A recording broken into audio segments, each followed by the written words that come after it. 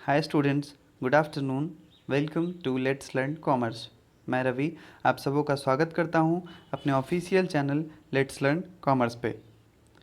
तो स्टूडेंट्स, अगर सबसे पहले आप हमारे इस चैनल पर नए हैं तो please do subscribe my channel, hit the like button, comment और शेयर रुकना नहीं चाहिए। साथ ही आप हमें अनअकैडमी के लर्निंग ऐप पे फॉलो कर सकते हैं। वहाँ जाके सर्च बॉक्स में आपको टाइप करना है रवि रोशन KR6388। वहाँ भी आपको कॉमर्स से और हमारे इन चारों सब्जेक्ट से रिलेटेड ढेर सारी वीडियोज़ अवेलेबल हो जाएंगी। गाइज़, आइए हम बात करें कि सबसे पहले हम अपने पिछले क्लास में क्या क्या डिस्कस किया था हमने। तो हमारे पिछले क्लास में हमने इकोनॉमिक्स के अलग अलग डेफिनेशंस को, जो अलग अलग इकोनॉमिस्ट ने दी है, उनकी बात की थी। उसके बाद हमने उसके कैरेक्टरिस्टिक को देखा था। फिर हमने नॉन इकोनॉमिक और इकोनॉमिक गुड्स, नॉन इकोनॉमिक और इकोनॉमिक एक्टिविटी, इन सारे चीज़ों को डिस्कस किया था। और आज के इस सेशन में हम डिस्कस करने वाले हैं सबसे पहले इंट्रोडक्शन टू स्टैटिस्टिक्स।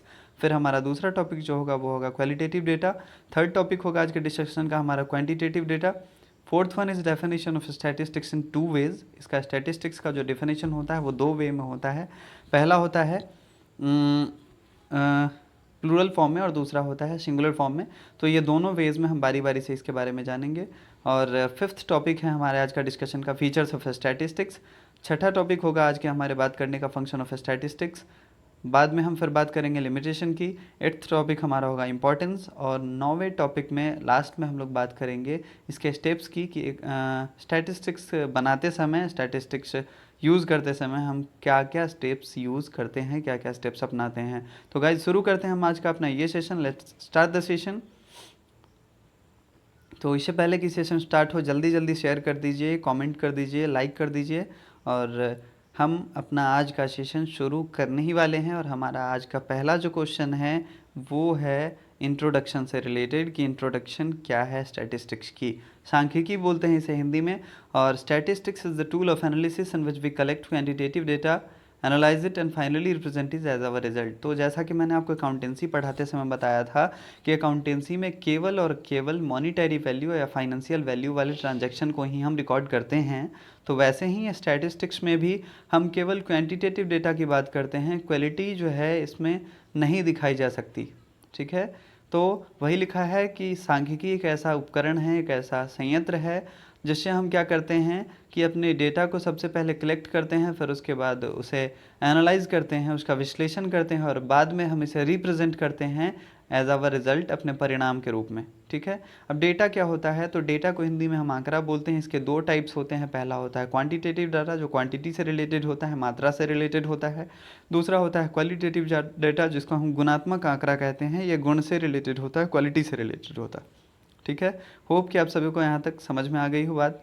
ऑलराइट, तो चलिए हम अपने नेक्स्ट स्लाइड की ओर मूव करें। और हमारा नेक्स्ट स्लाइड जो है वो है इंट्रोडक्शन टू स्टैटिस्टिक्स। ठीक, कि स्टैटिस्टिक्स का इंट्रोडक्शन क्या है भाई। तो इसमें हम बात कर लेते हैं सबसे पहले। अभी हमने डिस्कस किया क्वालिटेटिव और क्वांटिटेटिव डेटा का। तो क्वालिटेटिव डेटा क्या होता है? If we talk about the quality of a person और commodity, it is called qualitative data. It is represented in ratio, percentage, times etcetera. ठीक, अब हमने अभी अभी कहा आपसे कि हम इसमें क्वालिटी को नहीं दिखाते हैं, हम इसमें केवल और केवल क्वांटिटेटिव डेटा की बात करते हैं। तो वही चीज़ यहाँ भी लिखा है कि क्वालिटेटिव डेटा जो हो, कहने के लिए क्वालिटेटिव डेटा तो है। यहाँ हम क्या करते हैं, किसी भी पर्सन के क्वालिटी को हम चेंज कर लेते हैं क्वांटिटी में। एज पर एग्ज़ाम्पल देख लीजिए, जैसे यहाँ पे लिखा भी हुआ है कि अगर दो बच्चों की बात हो रही हो, कि कोई दो बच्चा है राम और श्याम नाम का, और उनके आईक्यू लेवल का टेस्ट हो रहा हो, या ऑनेस्टी लेवल का टेस्ट हो रहा हो, या लेवल ऑफ मॉरलिटी के टेस्ट हो रही हो, तो उन चीज़ों को तो हम दिखा नहीं सकते हैं, रिप्रेजेंट कर नहीं सकते हैं नंबर्स में। तो इसके लिए हम क्या करेंगे, आईक्यू लेवल की अगर हम बात करें तो हम ये कह सकते हैं कि उसका आईक्यू लेवल राम का आईक्यू लेवल श्याम के आईक्यू लेवल से 50% एवब है।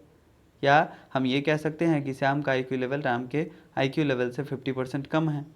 तो इस तरीके से हम क्वालिटेटिव डेटा को क्वांटिटेटिव डेटा में कन्वर्ट करके फिर हम इसका यूज़ करते हैं। और इसको रिप्रेजेंट करने के लिए हम लोग रेशियो का यूज़ करते हैं। ठीक है, अनुपात का, परसेंटेज का यूज़ करते हैं, टाइम्स का यूज़ करते हैं, 2 गुना है, 4 गुना है, ठीक, 3/4 टाइम्स है। तो ये सारी चीज़ें हैं। ऑलराइट, और अब देखेंगे हम क्वांटिटेटिव डेटा को कि ये क्या है। तो गुणात्मक आंकड़ा, जैसा कि मैंने आपको बताया, क्वालिटेटिव डेटा को बोलते हैं और इसको हम बोलते हैं संख्यात्मक आंकड़ा, क्वांटिटेटिव डेटा को। तो if we consider the fact in the term of quantity about anything it is known as quantitative data. बहुत ही सिंपल शब्दों में इसका डेफिनेशन लिखा गया कि अगर हम कंसीडर करें किसी भी चीज़ का या किसी भी पर्सन के वैसे फैक्ट्स की जो क्वांटिटी में हो तो उसे हम क्वांटिटेटिव डेटा के नाम से जानेंगे। जैसे किसी की एज की बात हो, ठीक है, किसी के मार्क्स की बात हो, तो ये सब क्या हैं, तो ये सब क्वांटिटेटिव डेटा कहे जाते हैं। आपको क्वांटिटेटिव डेटा और क्वालिटेटिव डेटा मैंने समझा दिया। होप कि आप सबों को ये सब कुछ अच्छे से क्लियर हो रहा हो।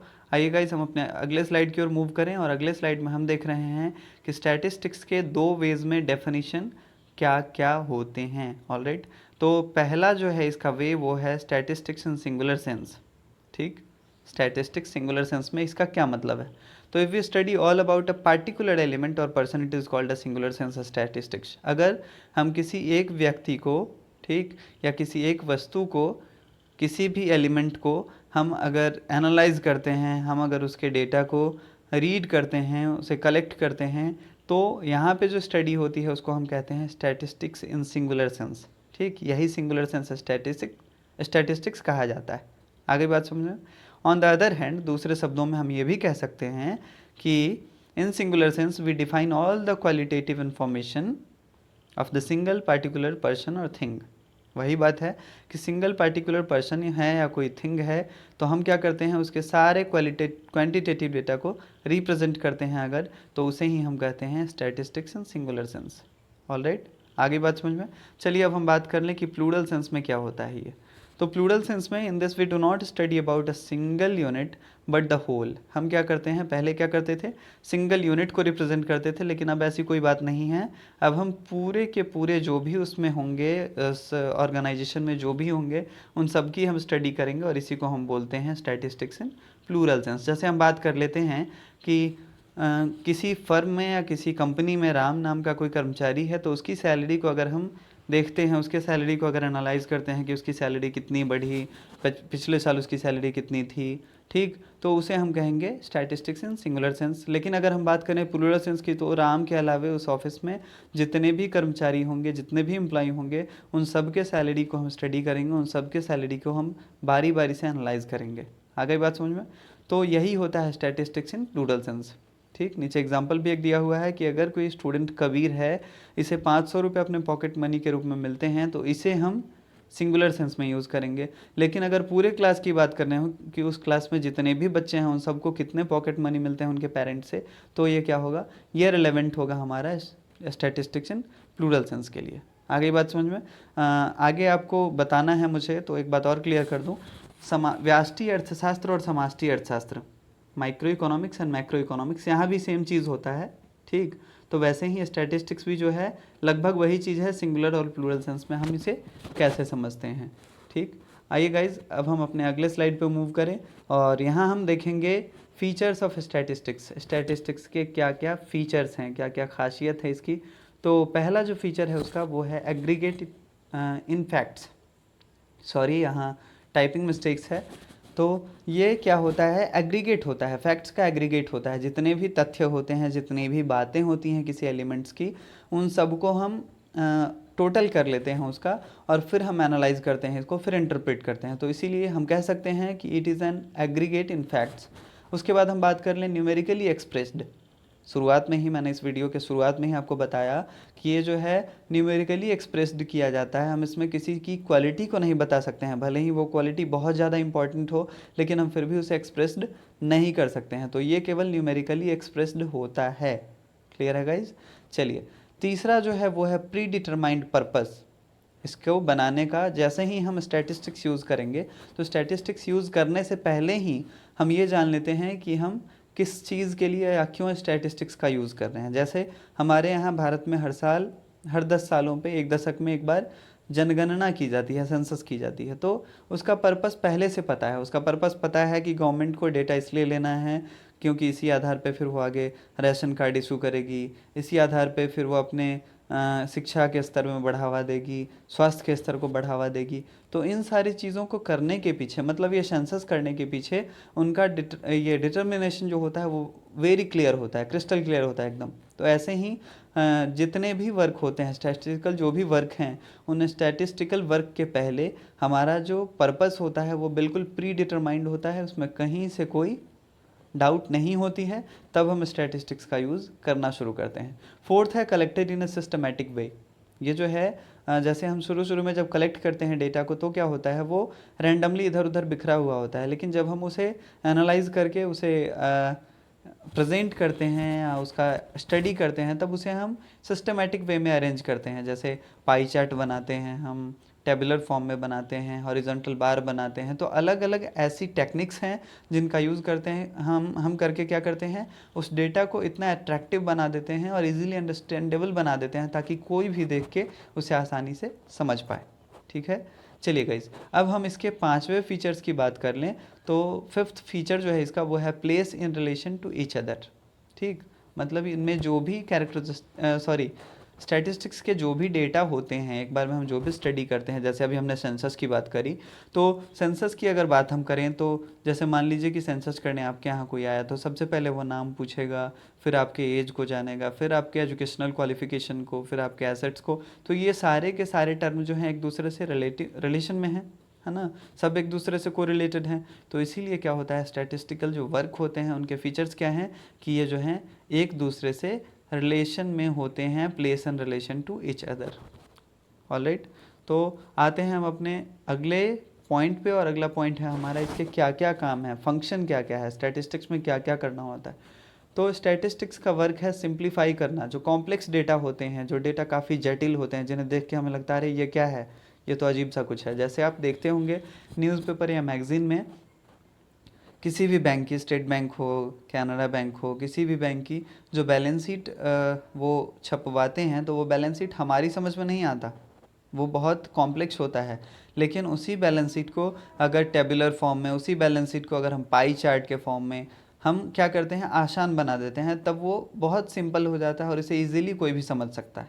ठीक है, दूसरा है स्टडीज़ रिलेशनशिप। ये रिलेशनशिप को स्टडीज़ करता है, जैसा कि अभी अभी मैंने कहा कि ये रिलेशन को कैसे स्टडीज़ करता है।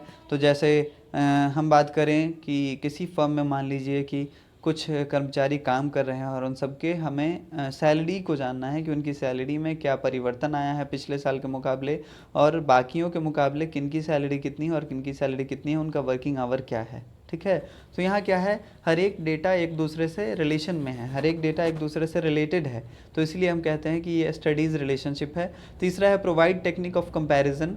हमें तुलना करने के लिए ये क्या करता है, टेक्निक प्रोवाइड करता है। हम जब डेटा बना लेते हैं, हम जब इसे प्रेजेंट करते हैं अपने टेबुलर फॉर्म में या पाई चार्ट के फॉर्म में, जैसा कि मैंने अभी अभी कहा, तो फिर हम क्या करते हैं, अपने प्रीवियस रिकॉर्ड से, अपने प्रीवियस जो हमारे पास होते हैं डेटा, उनसे क्या करते हैं, हम इसको कंपेयर करते हैं। ठीक है, और तब हमें पता चलता है कि हमारी इकोनॉमिकल कंडीशन फ़िलहाल अभी कैसी है, पिछले साल कैसी थी, उसके पिछले साल कैसी थी। तो यही है कि ये पास्ट रिकॉर्ड से कंपेयर करने में हमारी बहुत सारी टेक्निक हमें प्रोवाइड करवाता है। फोर्थ इसके फंक्शन है हेल्प इन फॉरकास्टिंग। ठीक, फॉरकास्टिंग का मतलब होता है पूर्वानुमान लगाना, अनुमान लगाना या भविष्यवाणी करना, सिंपल शब्दों में हम ये कह सकते हैं। ठीक, तो ये फॉरकास्टिंग में हमारी मदद कैसे करता है, तो जब हम डेटा बनाते हैं, जैसे मान लीजिए कि आप किसी फर्म में एक स्टैटिस्टिक्स का वर्क आपको करना है, तो आपने उसके पिछले 3 साल के रिकॉर्ड्स को देखा और आज इस बार फिर आपको ही नियुक्त किया गया कि आप इसके स्टैटिस्टिकल डेटा को रिप्रेजेंट करें। तो आपने क्या देखा कि हर साल इसके रेवेन्यू में, हर साल इसके एसेट्स में इम्प्रूवमेंट हो रहा है और कुछ डेफिनेट परसेंटेज में हो रहा है।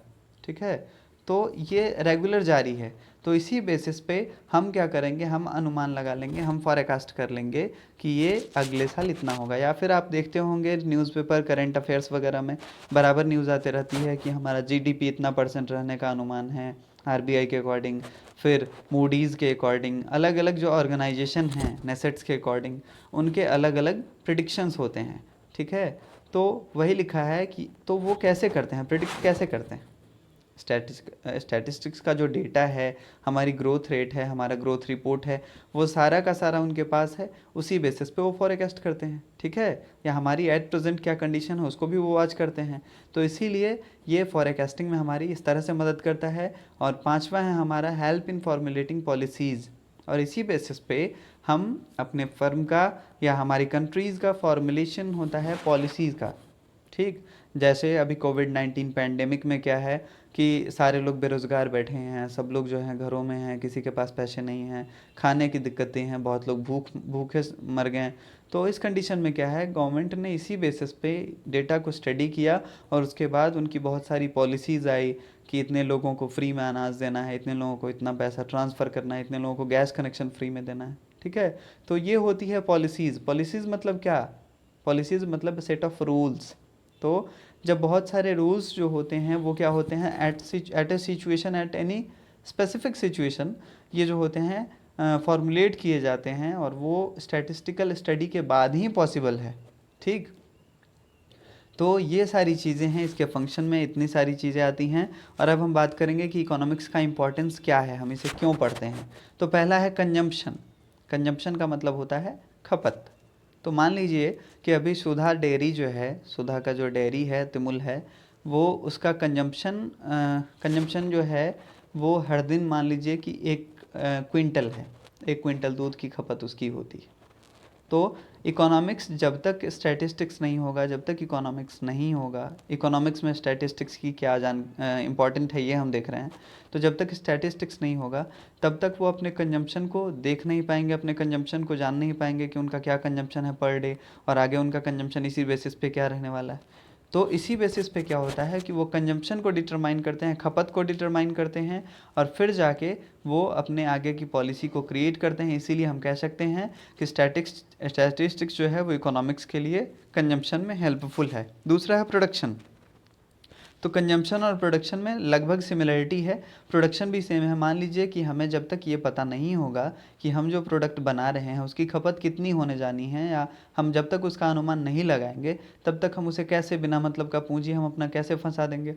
जैसे अभी मास्क की डिमांड बहुत ज़्यादा है या सैनिटाइज़र की डिमांड बहुत ज़्यादा है, तो हम एक मोटे तौर पे एक आंकड़ा तय करेंगे कि अभी फ़िलहाल हमारे यहाँ से कितने प्रोडक्ट को सप्लाई किया जाना है या उसकी कितनी डिमांड है, और फिर उसी बेसिस पे हम क्या करेंगे, अपना प्रोडक्शन करेंगे। तो इसीलिए ये प्रोडक्शन में भी इम्पॉर्टेंट है। तीसरा है इन्वेस्टमेंट।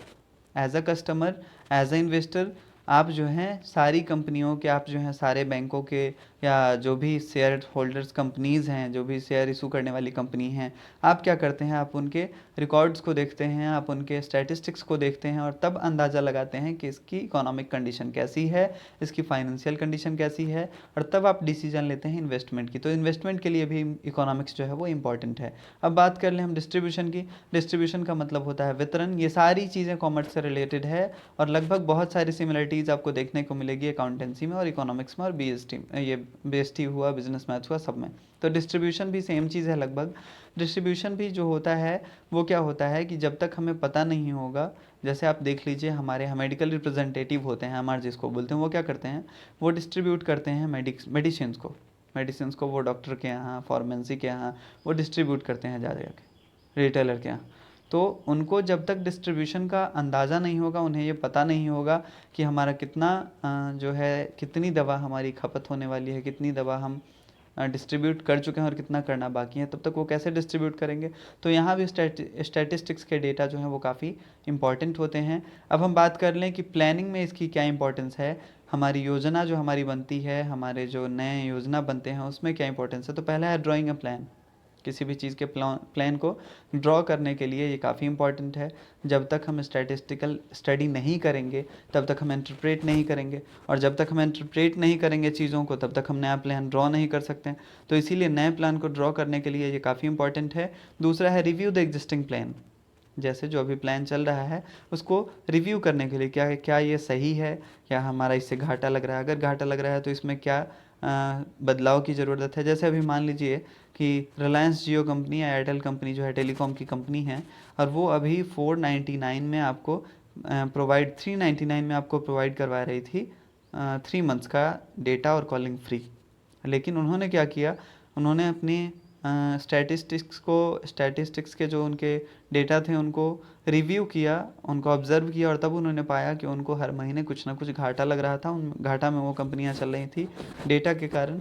तो इसीलिए उन्होंने क्या किया, अपने प्लान को थोड़ा सा चेंज कर दिया और अब उसमें बदलाव ला के उन्होंने क्या कहा कि आपको 599 से रिचार्ज करना होगा, आप 399 से जो करते थे उसके बदले आपको 599 से करना होगा। तो ये होता है रिव्यू द एग्जिस्टिंग प्लान।